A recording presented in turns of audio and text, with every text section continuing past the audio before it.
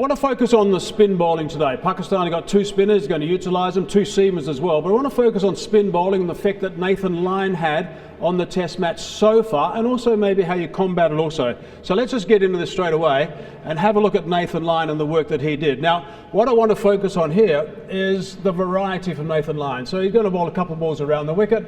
I want you to focus on these areas, just a little bit of slight variation with his release points, and also you'll notice that his pace through the air is going to be a little bit different also. So first of all, these are just a handful of deliveries around the wicket, but just watch these areas. Releasing from here, you'll bowl one a little bit closer as well, one a bit wider.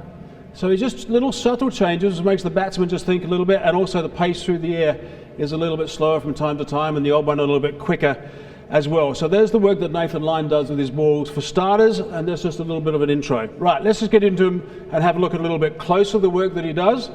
And you'll notice that what he likes to do with his release points is, it's quite a bit of variety. So it's subtle stuff, but being a wrist spinner, there's not too much you can do. So if you just think about this little spread, I mean, that does ask some questions if you like, and also from over the wicket, ask some questions. So some of these deliveries from quite wide, I mean, that's quite clever, I think, and changing the angle of the batsman, and also very wide from that point of view as well. So there's Nathan Lyon from that point of view. Let's go and have a look at just one other point I want to look at, which I think this is really important. Now, this is the bounce that he gets because he bowls over the ball, spins over the top, like a top spinner in tennis, if you like. He does get this extra bounce. Now, obviously, what I have here is over the stump bounce, the red ones, and then we've got the blue bounce hitting the stumps. Now, I'm going to draw a line as well at the stump line.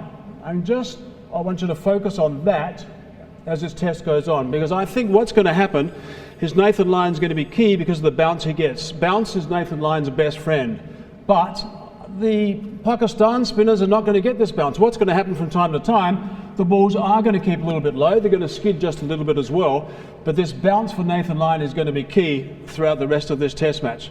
Right, so that's important work for Nathan Lyon, so above and below, and we'll see what happens also with the Pakistan spinners when they bowl as well. How do you combat all that sort of stuff? MM2T, I think, did a really good job. This is him playing against Nathan Lyon.